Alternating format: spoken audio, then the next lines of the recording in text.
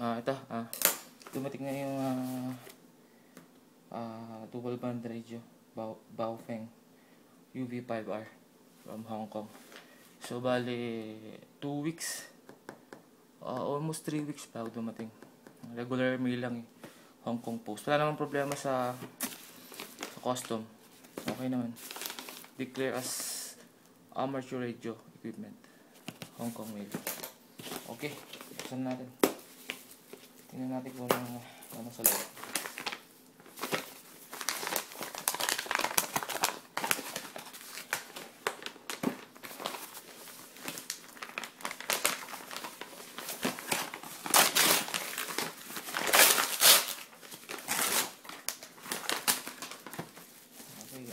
Okay naman yung packaging. Bubble wrap. Sirain ko ito. Okay. Ito yung radio. Ayan. I-open ko na. Oops.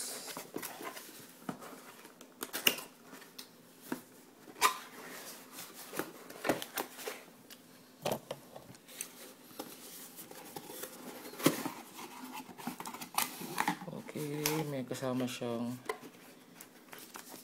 user manual, English. Okay, okay ba? Ito yung radio. Liit lang, palm size.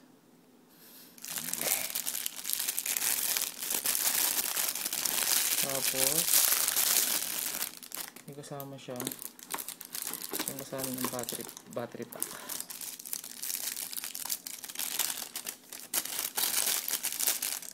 And then belt clip, antenna, tapos sa loob desk charger. Ito yung meron siyang speaker mic para headset. Try ko muna to. No ko may charge. So bali, paano ba ito? Parang cellphone lang. Okay, click na. Tapos antenna.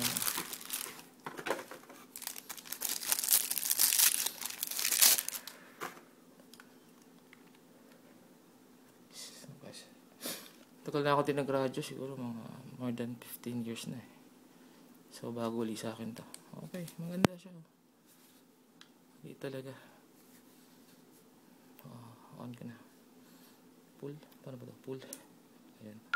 Frequency mode. Okay. Medyo sa hindi. Okay yung LCD niya.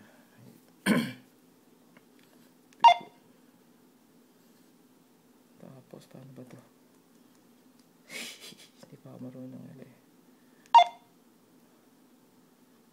Scan.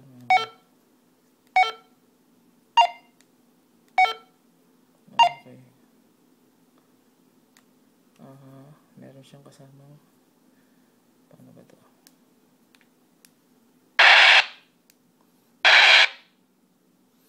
Ito mali yung screen. Hindi malinaw yung screen Dito lang sa cellphone ko medyo parang malabo kasi. Ayan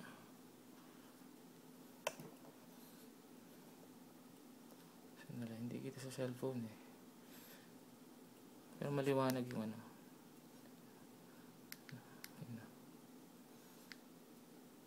Okay. Tapos ano pa ba? Hindi pa, pag-aaralan ko pa to. May flashlight. Ano ba yun? Paano ba yun? Alam ko may flashlight to, may radyo. Okay. Ito yung speaker, mic. Dito sa side. Ayan speaker mic sa side.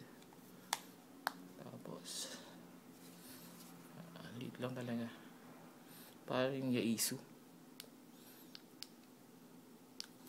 Ano pa bang meron dito? Pag in-off siya, on mo ulit. Frequency mode. Okay. nag-iba yung kulay pag nagpe-press ka ng PTT. Okay. Tapos yung charger.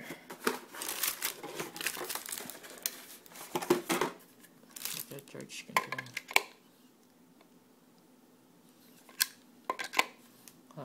Lagay yung tapos may kasama siyang ano ba tawag dito? Ayun. Next review ulit. Paglalaroan ko lang.